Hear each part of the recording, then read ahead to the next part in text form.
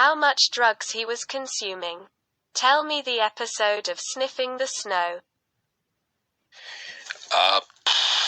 It's difficult not to say because it has been too many years gone. I know at least every 2 days he was going to supply. There was a coffee shop called Indian in the center of Eindhoven. I know that because close to that coffee shop there was a Lidl, and we used to go to that supermarket for shopping. So as long we were shopping in the supermarket, he was going to shop in the coffee shop to collect his drugs. And the law in the Netherlands by that time did not allow people to buy more than 6 grams per person and per each time. So every 2 days he was going there. So, and you know, the cannabis is not smoked pure; they mix up with tobacco.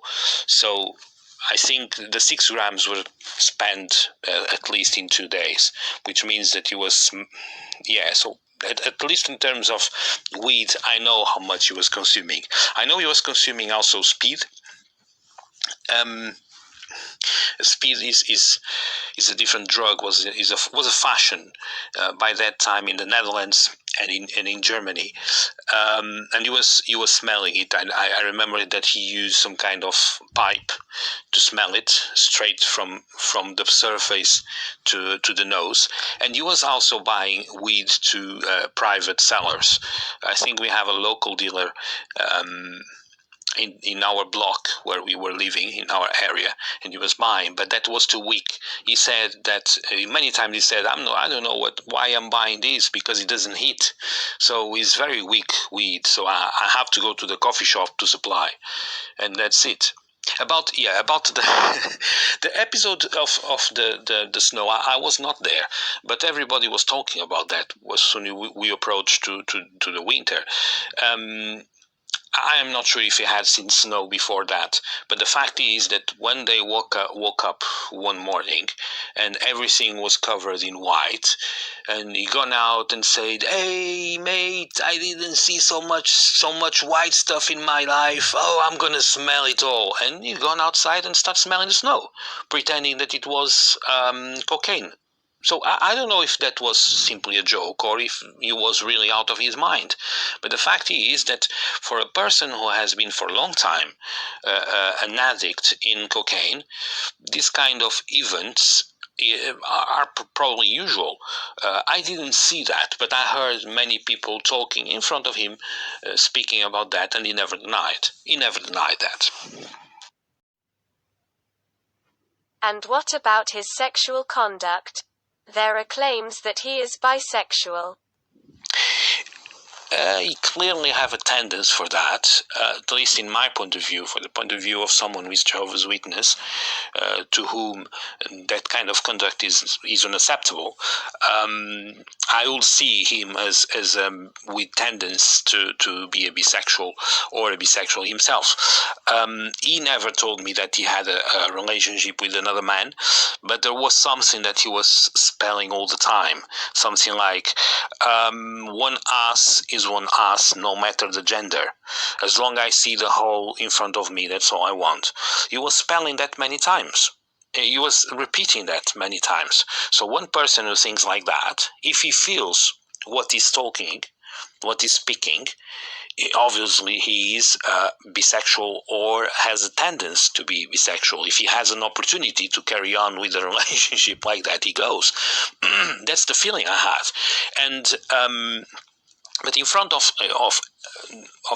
all the people that were living there, he part of that he didn't behave very bad, I would say, for what he was saying, with exception of one situation. I am not sure if he was under influence of drugs or alcoholized, but one day after a barbecue, we were in the living room watching TV, and it was showing in the TV a couple of women in bikini. And he approached the TV and pretended that he was having sex with the TV. So when we saw that, and he was covering the whole TV, we couldn't see what was going on, we asked him, João, can you move out, please? We want to see it as well. So then he moved out. But he was having these kind of attitudes, so showing that he is mentally ill, mentally sick. He's not a normal person, you understand? But he says it is a gay joke. Well, if that is a gay joke, he was spelling it all the time. I was listening to that joke all the time. You understand? That's as I said minutes ago, I do not have reports that he had sex with a man. He never told that. But he was speaking as he was willing to if he had a chance. So how do you call a person who speaks like that or thinks like that? So whatever he says that is a gay joke, he was spelling all the time. And we, Jehovah's Witness, we believe in the Bible. And the Bible says that what do you spell with your mouth, that's what you have in the heart. So if he was speaking like that, that's because he thinks like that. That's at least the conclusion of a normal Jehovah's Witness will take. There are stories that he had a homosexual approach to you. Do you feel comfortable to speak about that? Yeah, sure, no problem. The company to which we were working at the time, they had at least 3 teams in that complex, and each team was allocated in one house. So there were 3 houses with 3 teams, and each team had also a vehicle that would transport us from home to work. So the members of his team had left. They are gone on holiday. It was Christmas time, and they were not supposed to come back. So he was alone in the house. He has a house only for him, and he has a car only for him, and he has no driving license. So what the company decided to do, they told us to give our car back. So somebody went there to collect our car, and they told us to collect the car from João Pereira's house, and he had the key. So in the day that happened, I was told to go to his house to collect the key, and I've gone there. So I knocked the door, approached to him, and I asked, do you have the key? Yeah, come in. And they invited us to come in, very politely, which was very strange, very unusual from him towards myself, and started me to show the whole house. Which was strange also, because he knew that I knew the house probably as well as he does, because I lived that house before in the spring for a couple of weeks, and I used to go to that house because I had a quite good friendship with the other members of the team. And he showed me the house, the living room, and then we reached his bedroom, and he told me, "This is my room," and started staring at me. And then, because I didn't say nothing, he said, "But this could be our room, if you want," and stared at me again to see my reaction. So obviously I understood exactly where he wanted to go, and I moved out. I walked out. So I walked downstairs and asked him for the key. "João, do you have the key? I need to go because we have to go to work, we have to have dinner, we cannot waste more time." So he gave me the key, very upset, and didn't talk to me anymore. Not that day, not on the other days. And later on, I have been told by others that he was speaking against me. So one member of the team to which I was part had told me and asked me what happened between you and João that he's so upset. He's poisoning everybody against you. And I said, "I have no idea." Well, I knew what was going on. I knew it had to do with my refusal to that homosexual approach, but I didn't want to tell. I didn't want people to know, even because by that time, 1 month later, I left. I came to England, found here a job, and then didn't go back to Holland anymore. So, but that's the story about his homosexual approach to myself. So it happened exactly that way.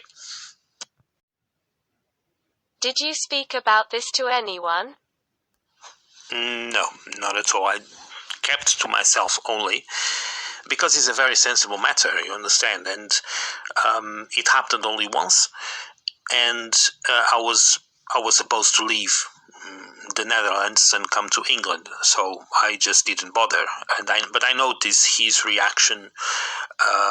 I noticed that the environment in the company from the Portuguese people, mostly against me, was a little bit harsh, a little bit tough, mostly because he was talking against me to everybody. So I'm not surprised now that someone placed him available to speak to the elders about anything.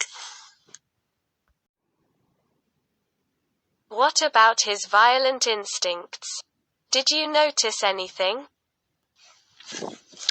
Not really. By the time he was in the Netherlands, he was quiet and calmer, mostly because his physical condition was not the same he had a few years before, because as far as I could understand, his knees was destroyed, was completely broken.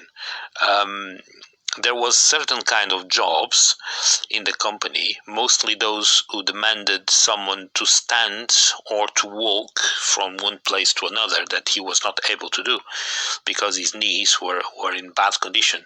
So I think that double physical condition in which the football, the drugs, and all the circumstances of life left for him made him calm down.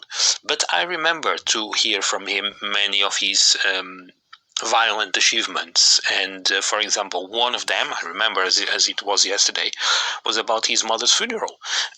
During his mother's funeral, he was so upset, he was completely altered, completely out of his mind, that he wanted to spank, he wanted to punch the grave digger.